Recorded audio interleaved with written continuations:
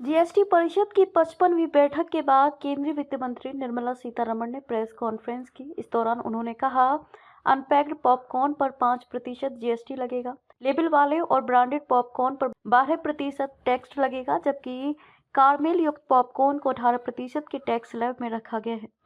उन्होंने बताया कि जीएसटी परिषद ने 1904 के तहत वर्गीकृत फोर्टिफाइड राइस कर्नेल पर जीएसटी दर को घटाकर 5% करने की सिफारिश की है।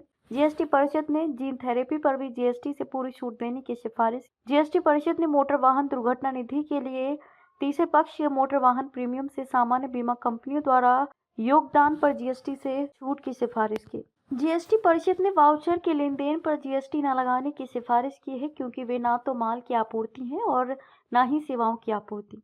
वाउचर से संबंधित प्रावधानों को भी सरल बनाया जा रहा है। जीएसटी परिषद ने स्पष्ट किया कि ऋण शर्तों का पालन न करने पर बैंकों और एनबीएफसी द्वारा उधारकर्ताओं से लगाए गए और वसूले गए दंडात्मक शुल्क पर कोई जीएसटी देय नहीं है।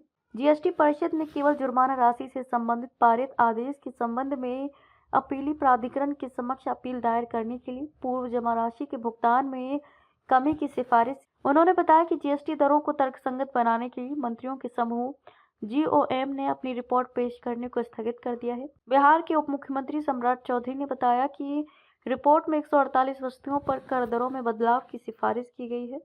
इसमें हानिकारक वस्तुओं जैसे कि वातित पेय पदार्थों पर कर को 35% तक बढ़ाने का सुझाव शामिल है। ये रिपोर्ट अब आगामी जीएसटी परिषद की बैठक में प्रस्तुत की जाएगी। इस देरी से दरों में बदलाव पर निर्णय फिलहाल टल गया है। इस बैठक में कई राज्यों के सीएम, जो वित्त मंत्री का जिम्मा भी संभालते हैं, के साथ साथ कई राज्यों के वित्त मंत्री शामिल हुए। राजस्थान में दूसरी बार हुई जीएसटी काउंसिल की बैठक में लिए गए फैसलों के बारे में वित्त मंत्री ने बताया कि इसके अलावा सतह से हवा में मार करने वाली मिसालों पर IGST, inter state goods and services tax छूट को बढ़ा दिया गया है।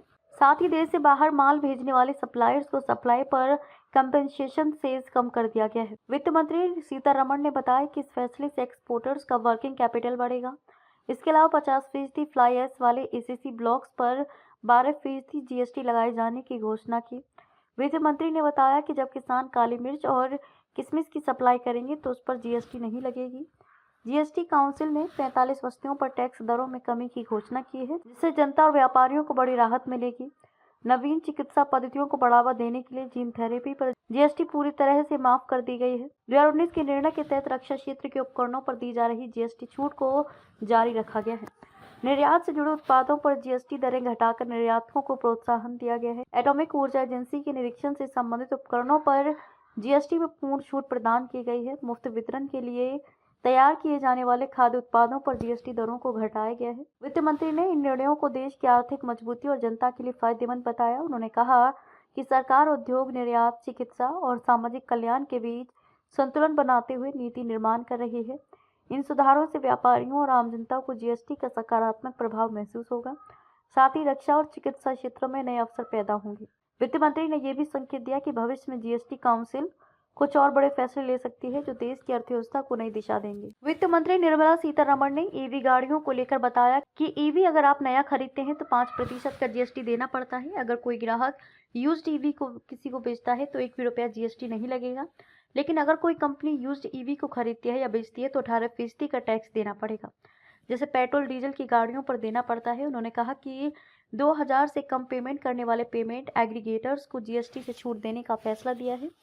आपको बता दें कि जीएसटी काउंसिल की 55वीं बैठक का आयोजन किया गया था। जागरूक टाइम्स के लिए जैसलमेर से कपिल डांगरा की रिपोर्ट।